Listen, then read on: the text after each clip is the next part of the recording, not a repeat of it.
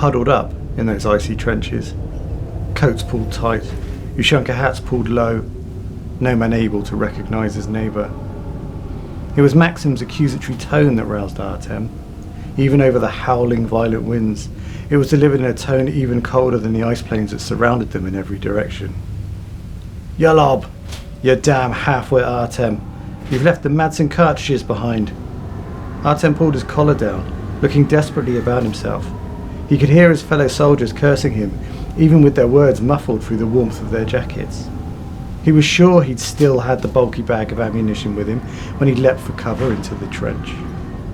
Old Arlev was up first, scrambling up the ladder and slowly poking his head up over the trench's edge. With a wordless gesture to Artem, the boy handed him his binoculars. "Maxim's right," Orlov said, turning to face the rest of the men. "Borscht for Brains has left the bag in the town." A collective sigh echoed from the men, along with a few more choice insults.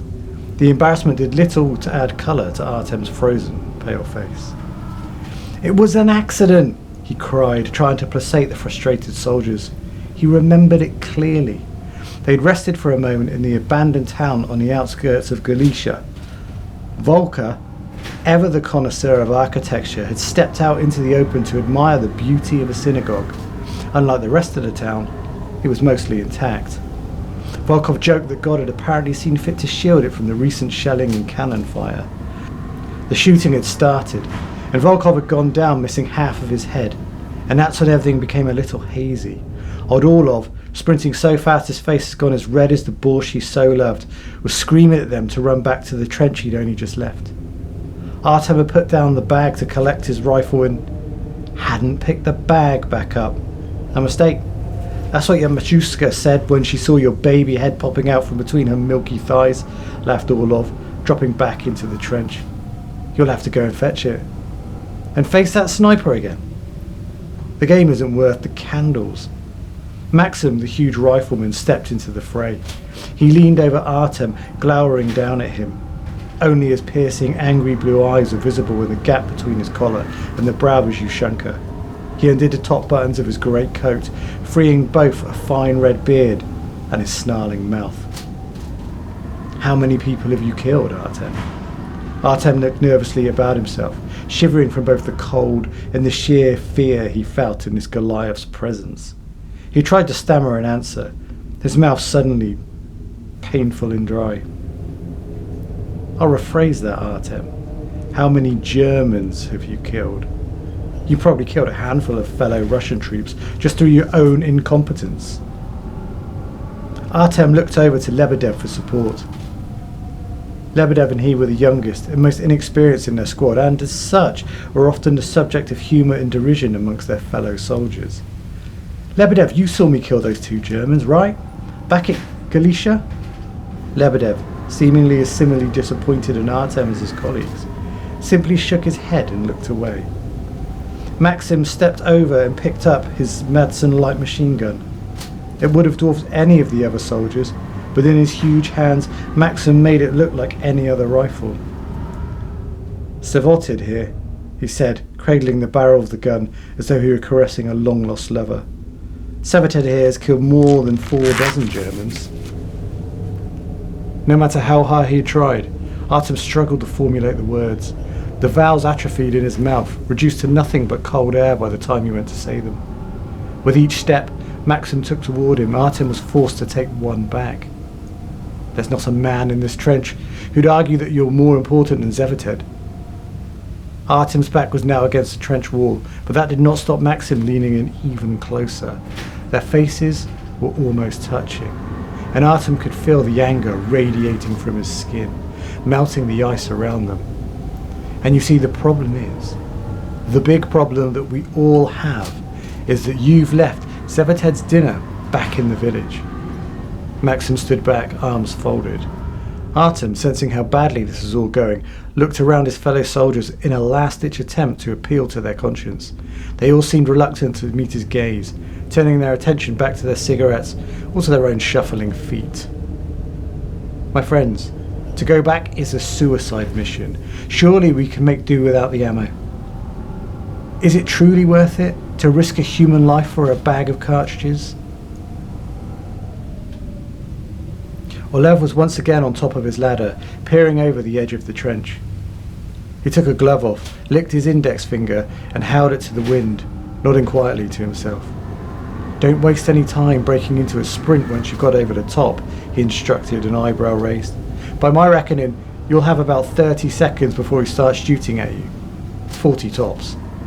The old man moved aside so Artem could use the ladder. "Why is that, Orlov?" Artem was at the top ready to go before Orlov gave his answer, barely hiding his amusement. He'll be so surprised that the Russians breed idiots who run directly towards the snipers that he won't be able to hold his rifle straight through laughing. Now fuck off and get that ammo. Time moves at a different pace when you're fearing every moment will be your last. But by Artem's reckoning, the old bastard was out by about 20 seconds. The kill-hungry sniper in the village didn't waste any time opening fire. What Artem lacked in speed of thought, his legs more than made up for. Even his fellow soldiers, watching the silhouette of their companion dwindling into the distance, had to admire the boy's pluck and speed. Orlov now wished he'd opened a book, opening a wager into how far the boy would get. There was a knack to running across the snowy plains, one that Artem had learned over many months while becoming skilled in the art of retreating.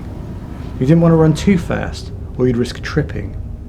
Run too slowly, and you might as well stand still. Learning the lay of the land was also critical. Encounter ice, a deep patch of virgin snow, or a clump of barbed wire, and you'd be a goner. Run in a straight line, and you were a sniper's dream, shortly to be but another scratched notch in his gun barrel. Artem could feel the displaced air from each bullet as they passed by him, pelted with rock and snow from every near miss. He winced with the noisy whip crack of each and every shot.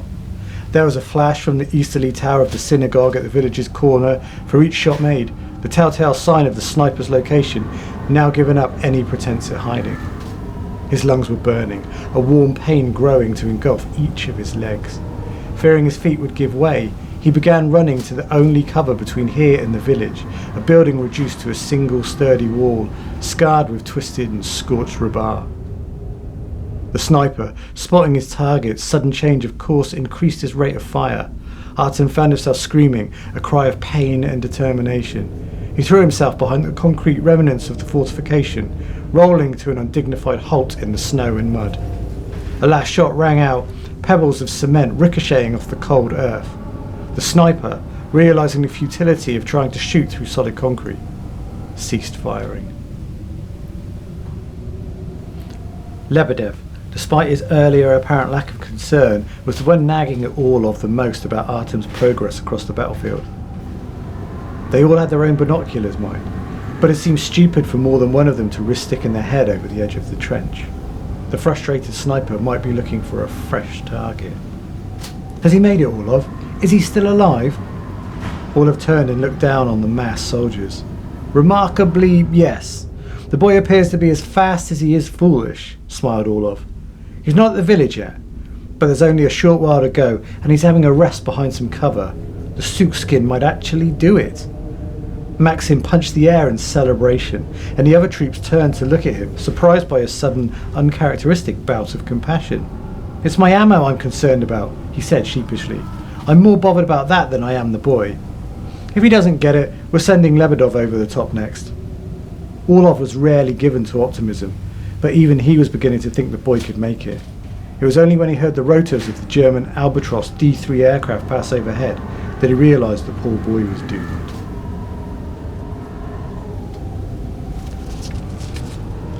Artem heard it too, the familiar drone of an aircraft engine. He'd guessed it was a D3 before he even turned to see its approach. This particular aircraft becoming more and more commonplace every day longer this war lasted. The Germans seemed to be able to build them quicker than the Imperial Russian Air Service could shoot them down. They were fast, manoeuvrable, custom built for ground attacks, especially against unarmoured 17-year-olds with nowhere to run. He sat with his back to the wall, facing the oncoming plane. The pilot was now beginning his attack run, and it would only be a few moments before the double-spanning machine guns would begin to spit molten death. Artem unslung his Fedorov automatic rifle from his back, squinting down the barrel as he levelled it towards the approaching plane.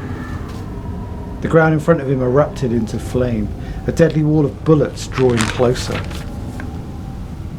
Artem screamed in defiance as his finger squeezed on the trigger, firing a desperate burst of rifle fire at the oncoming D3, closing his eyes as he waited for his inevitable doom. Let braver men than him face death down.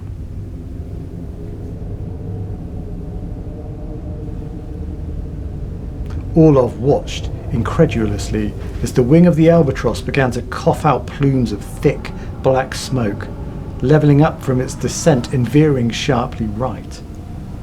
By the time the aircraft had crashed into the sniper's synagogue tower, all the men were up their ladders and watching the scene unfold. The plane, now a flaming pyre of scattered metal, fell to the floor of the tower.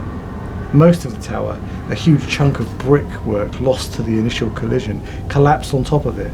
Grey smoke belched skywards, releasing a thin layer of dust that coloured the surrounding ice and snow. Flames licked around the base of the tower for a few moments before they were extinguished by the settling rubble. Within moments, they were all running to Artem across the ice plains, screaming and whooping like excitable children. Even Maxim, a man not given to shows of emotion, was cheering. Artem was still bewildered as they surrounded him, staggering around glassy-eyed, clutching onto his rifle like a walking stick. He was covered in a layer of grey dust that coated both skin and uniform, the white of his staring eyes shining through. A giggle from him became hysteric laughter, a joyous expulsion of disbelief and relief, his white teeth gleaming in the flailing light. "Artem, the grey ghost," quipped Orlov, slapping the young boy heartily on the back. "We all saw you do it this time. The man who killed 2 Germans at once." Maxim scooped up the rest of Madison ammunition, whispering a quiet Russian prayer to himself. The German troops had, not surprisingly, cleared everything edible or drinkable from the bar before they'd moved on. The beer and wine barrels that they couldn't carry, they'd rather selfishly taken an axe to. A king's ransom of wine and ale were now just overlapping stains of dried sediment and dust on the cellar floor. However, the bar seemed like as good a place as any to relax and to celebrate Artem's minor miracle. If you ignored the broken windows and the smashed tables and chairs, the place had a certain coarse charm. Orlov had a hip flask of potato vodka, and they were passing it around amongst themselves. Maxim handed the tiny metal flask to Lebedov, but he refused it. "You seem agitated, my young friend," said Maxim, passing the flask back to Orlov. "We were ordered to wait in the trenches for our reinforcements," said the boy, ever a stickler for the rules. He looked at Artem. Ordinarily, Artem would have agreed, but for now he was revelling in the attention, feeling like one of the men for once. Much as how Artem had no support from Lebedov earlier, Lebedov found himself receiving none now. "You worry too much, Lebedov. I came to serve my country, not to carouse at a ruined alehouse." Without another word, the young man collected his rifle and marched out. Nobody dared to argue with him further, or to follow him. "There'll be sacramental wine in the synagogue, surely?" asked Orlov. He had the lion's share of the vodka, rightfully claiming owner's rights, and having drunk on a starving stomach, was by now quite well oiled. Maxim, hoisting his rifle over his shoulder and picking up the bag of ammunition, sneered at the old man. "You damn heathen, Orlov, the Jews don't do communion." Artem would never have ordinarily corrected the man-mountain that was Maxim, but recent events and a belly full of vodka had imparted upon him an uncharacteristic boldness. They do Passover, though. They might have wine for that. Artem hadn't seen Orlov move as fast since he'd been running under fire for that trench. Maxim and Artem ran out to the street in pursuit, but the old man was almost at the synagogue. He was struggling with the thick wooden doors, but 2 rounds of fire from his auto rifle, one after the other, reduced the handles to blackened splinters. With the strength belying his weather-worn frame, Orlov kicked open the remnants of the doors and was inside.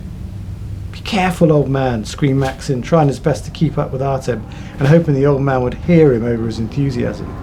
"The rest of that tower looks fit to fall." As they stepped inside the darkened room, damage was apparent. A corner of the room had collapsed, the early evening light shining through a jagged hole in the ceiling, a pyramid of brickwork lying scattered beneath it. The stars to the tower were similarly damaged, the stairwell filled with the remnants of the tower above.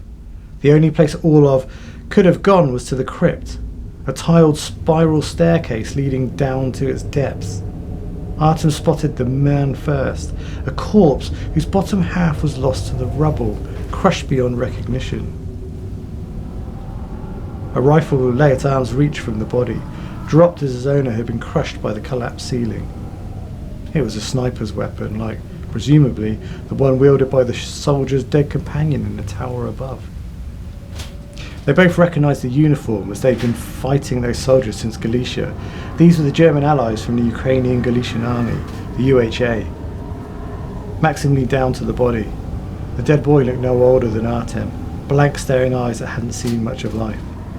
Jewish battalion of the UHA, he said, snapping a pendant from the boy's neck and handing it to Artem. It was blood and mud-spattered gold, the familiar six-pointed figure of a Star of David. "Look at this," said Maxim, turning the boy's head one way and then the other. There was enough small length of fabric pushed into each of the boy's ears, each a makeshift earplug. Maxim and Artem looked at each other, nonplussed. "Perhaps he'd grown tired of the sound of shelling," said Maxim, placing the boy's head gently down and closing his eyes with his fingers. "They were a long way from the front," mused Artem, turning the jewellery over in his hand. "Just what I was thinking, Artem. And why post 2 soldiers in a synagogue in an abandoned town?"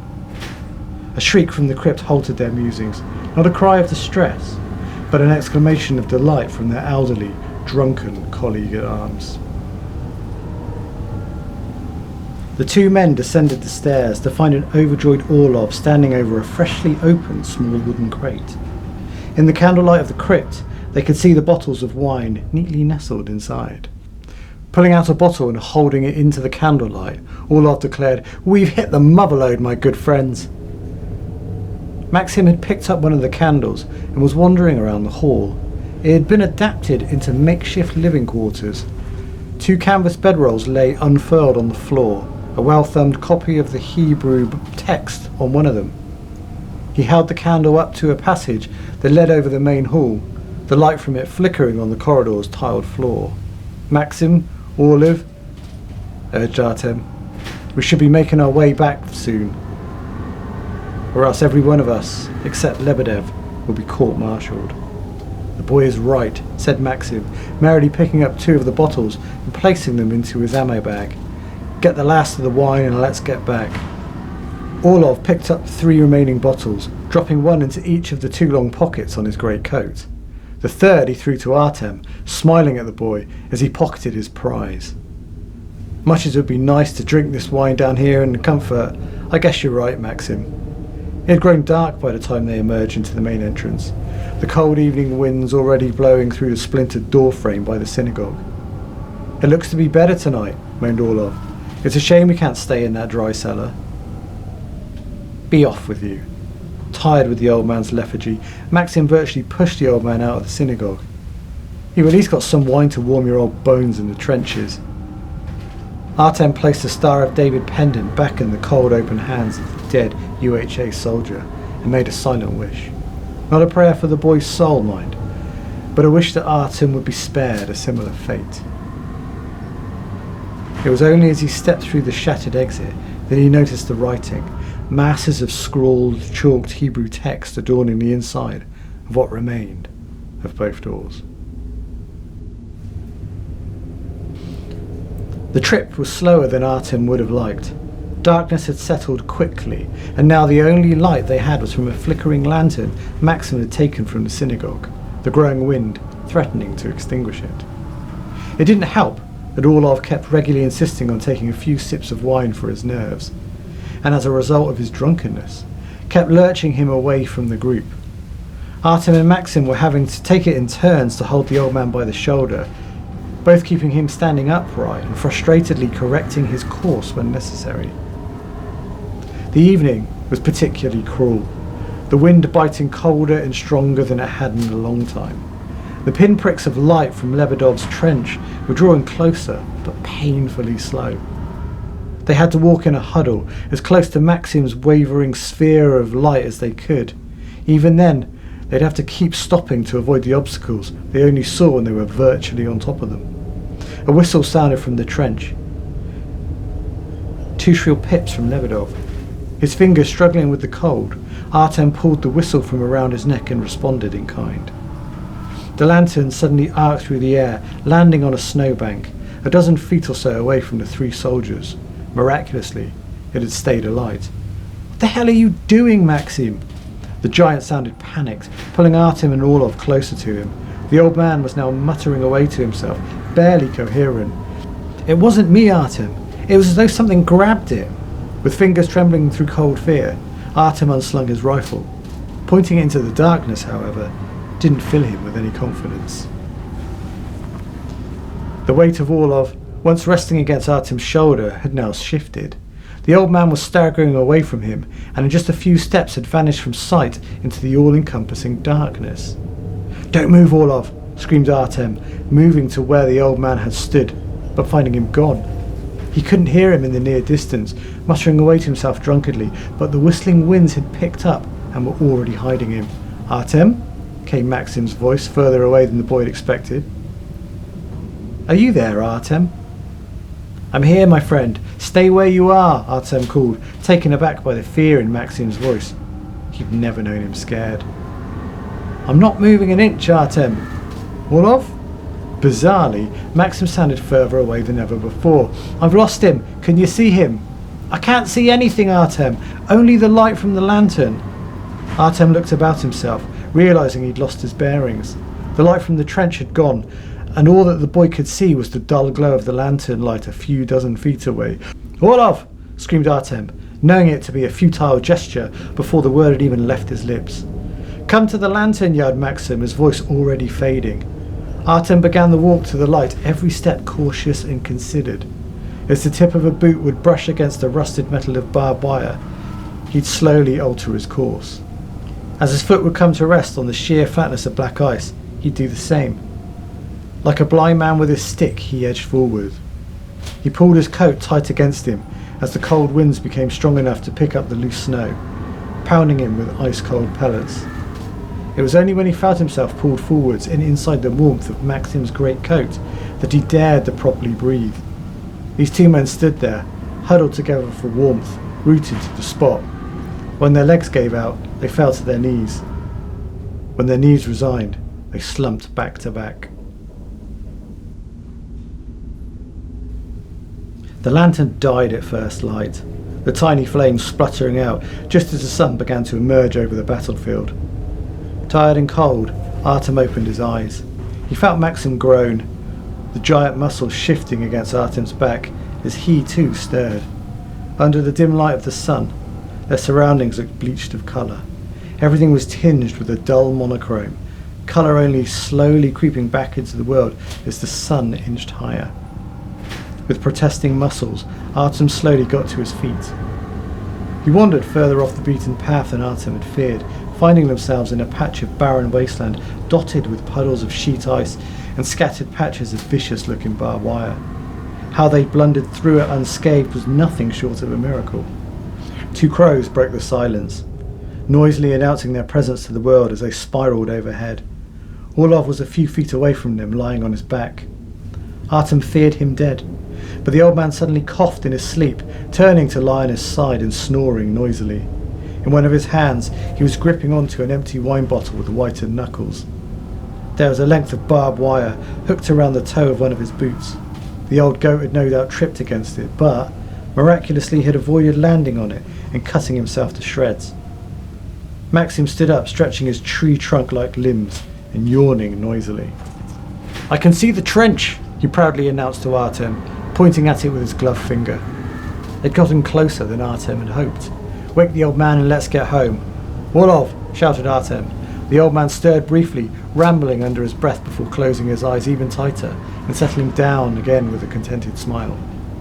Artem stretched his arms and rubbed at his eyes, tired and desperate for one of Lebedov's strong cups of coffee back at the trench. "Come on, old man," he said, approaching him.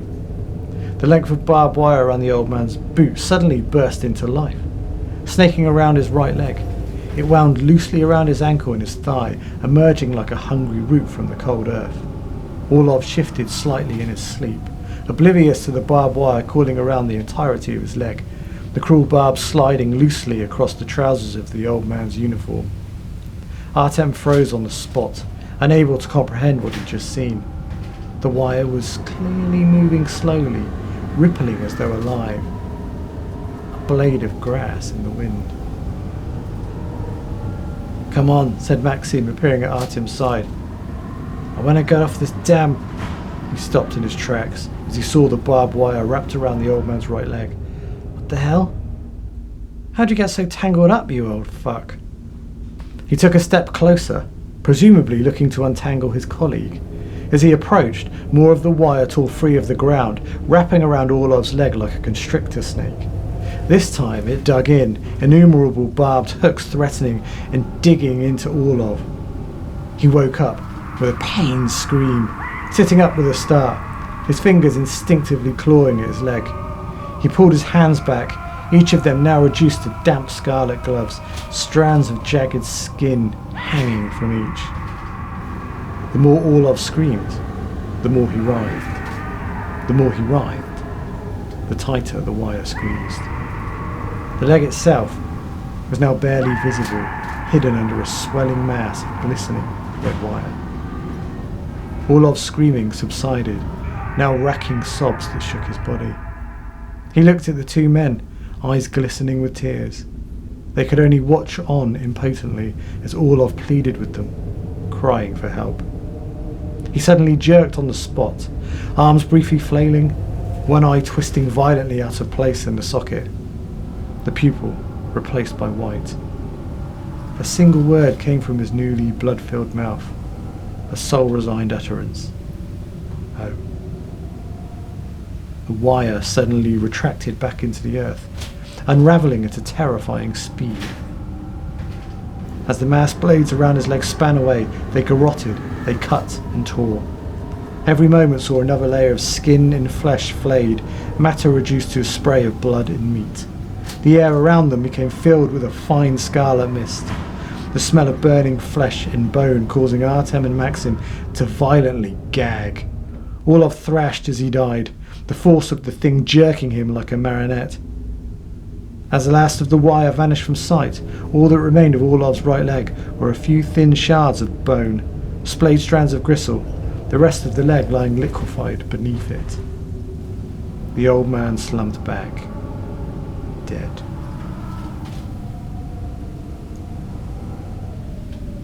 The whistle from Lebedov sounded shrill and clear. Artem and Maxim couldn't respond, both frozen with terror to the spot. Both men were covered with a thin layer of their dead friend, staring at a still twitching corpse. A new German weapon. That must be it. That must be it, muttered Maxim, struggling to convince himself. He began to stagger backwards, unsteady on his feet. Artem was forced to get behind him, placing his arm around the man's waist to bring him to a halt. "We need to go that way," said Artem, pointing back to the trench. There was a relatively clear path between here and there. They could be back with Lebedov within 20 minutes if they could keep their heads. They become so used to the use of barbed wire on the battlefields that they become blind to it, almost treating it as part of the scenery. Now it was as much an enemy as the Germans, and it was ubiquitous everywhere. Maxim seemed reluctant to move forward, pointing about himself desperately, a 1,000-yard stare in his wide eyes. "Wire. It's everywhere," he stammered. "There are gaps, Maxim. We can make it if we stick together, if we don't do anything foolish." Maxim said the thing that Artem didn't want to hear. It was a truth that he knew, but he felt if he heard the words said, they would sap all their will. It came up through the ground, Artem. Nowhere is safe. Still, we must try. Artem took the first step forward, and Maxim dutifully followed. Their roles had been reversed. Maxim was typically the stoic one, but as a man he'd been firmly grounded. Now his tentative hold on what he knew to be real had been challenged, and it had all but defeated him already. The two men were careful to tread lightly, cautious of the thing that lurked both beneath them and about them. Lebedev's whistle sounded again, and Artem pulled out his own to respond. "Are you sure that's wise?" he asked nervously. "To announce our position?" Artem nodded in agreement. Maxim's apprehension was indeed justified. It would only be a short while before Lebedev could see them, anyway.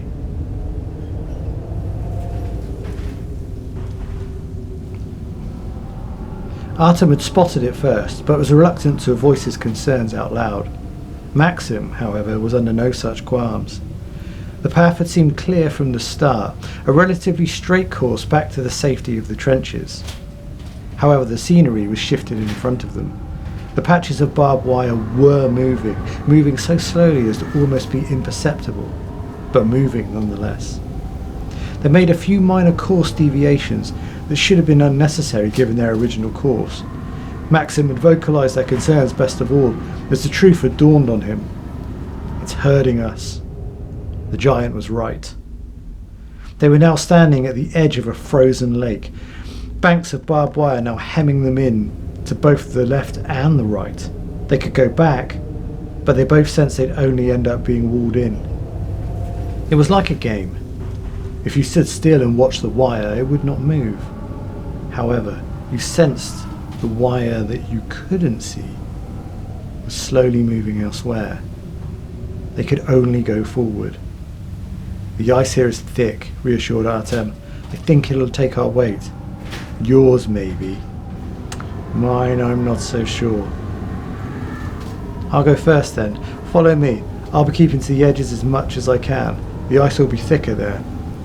Artem stepped on the frozen waters, keeping his soles as flat as possible. There was crunching underfoot, but it was just compacted snow.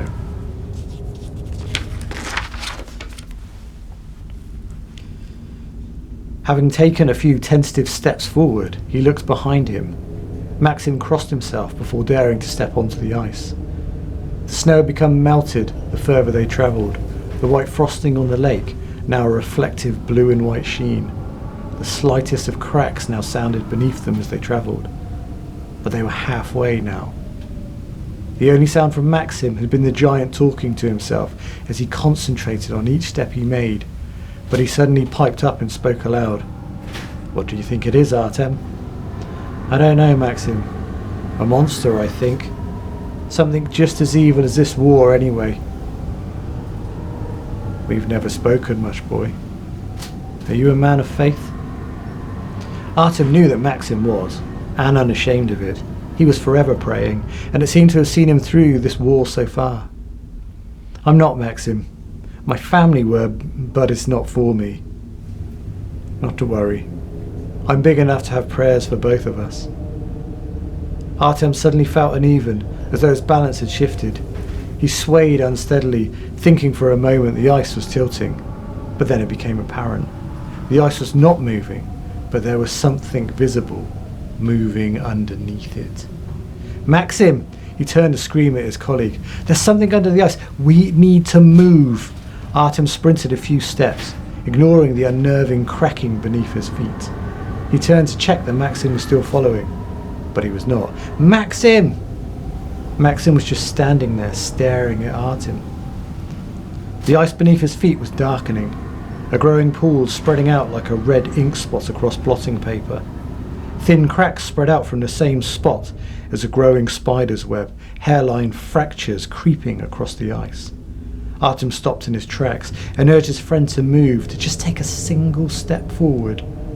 Water was welling in the corner of the giant's eyes. Flowing salty tears became stained with red rivulets of blood pouring down Maxim's face. His skin was moving, bulging in parts. A pained voice came from the giant, a sorry, strangled gargle. "It's moving inside me, Artem." His skin cracked as the barbs inside him slid through his soft flesh. His body bulging and contorting as those self-same razor tips slid through, around and between his organs. The thing had erupted from the ice beneath him, boring up through his legs and into the rest of him. Artem suspected it was only the thing inside him keeping the giant standing. The entire surface of his skin was shifting now, peeling apart as raw strips. "It hurts, Artem." A moment of silence as he just stood there, swaying. "It wants you to know that it hurts." Maxim erupted as a cloud of razors burst from within the soldier's ruined form, barbed tentacles hurtling out from his pulped corpse. Artem could hear the wire scraping across the ice behind him as he ran, a thrashing, expanding cloud of blades. He could feel the ice cracking beneath his feet, the displacement of air behind him as the wire desperately grabbed out for him. He lunged for the far side of the lake, scrambling up the shallow snowbank.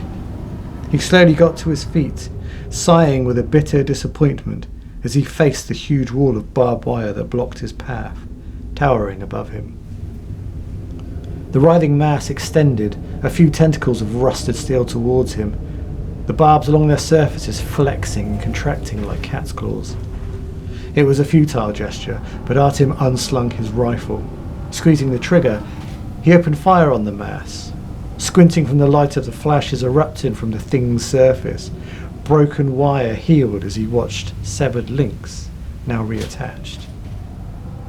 As a final, frustrated last act of defiance, he threw the exhausted rifle at the wall of razor wire, watching as the wire wrenched and crushed it, reducing the weapon into shards of metal and splinters of wood. The tentacles took him, grabbing him by the limbs and by the waist. He tried to turn away, but they held his head in place, prying his eyes open. Artem was forced to endure every step of being dragged into the whirring, thrashing blades.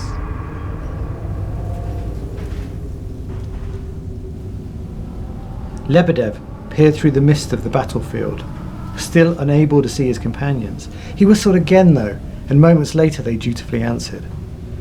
"Thank God," he muttered, lifting the binoculars to his eyes. And then he saw him. A single figure out there in the swirling mists. Slowly they drew closer. They had their hat pulled down, their coat pulled tight. It had to be Artem, having neither the bulk nor the gait of Maxim or Olov. Lebedev clambered up the ladder to meet him, and the two stood face to face. Where are the others?" he asked, panicked. What happened to them?" The coat was pulled back and the hat fell away. The thing that had been Artem was just a hollow, pale shell, a writhing puppet with holes where its eyes had been, a forced rictus grin on the flayed, stretched skin of its face. It was only then that the bulk behind it shifted into view, a mountain of barbed wire, a thick metal tendril extending from the bulk and into Artem's back, wielding him like a mockery of a glove puppet. Like a river, the mass flowed over and through Lebedev, filling him, filling the trenches, flowing like a red rusted tide. "It's a protective ward," said the soldier, his hands carefully tracing each of the words written inside the ruined doors of the synagogue. "I didn't know you knew Hebrew," came the response. There was an element of mockery there, his companion caring little for superstition. "I'm a scholar of sorts. It's a hobby." "What does it say?" "Something about a golem." "What, the Judean monsters of clay and mud?" "A common misreading of the myth. It could be any inanimate object." "Are they words for a spell?" "To conjure it?" "No, to keep it in." The soldier peered closer at the writing as his fingers continued to move over the last of the words. He whispered them to himself, knowing his companion would care little. "It will plead to escape, but you must be deaf to its cries." His friend lit up a cigarette, striking his match against the rough stone of the synagogue wall. He took one last look at the writing on the doors. "It's just magic and superstition, my friend. You can't win a war with that." His colleague stood up, scratching at his moustache in the way he did whenever he was deep in thought. I wouldn't be so sure, he mused. There might be more to this kind of thing than we like to believe. Never underestimate the truth hiding behind myth. You've been out of Bavaria too long, Adolf. The sooner we both get back, the better. The two men stepped out of the synagogue, tightening their coats against the wind. And so it remains. It flows through the trenches like blood through tributaries. And it burrows underground as a worm through earth. Discarded fragments of itself, it slows and sheds, just enough to trip or ensnare the unwary. And when it does not move, it waits. And when it does not wait, it moves.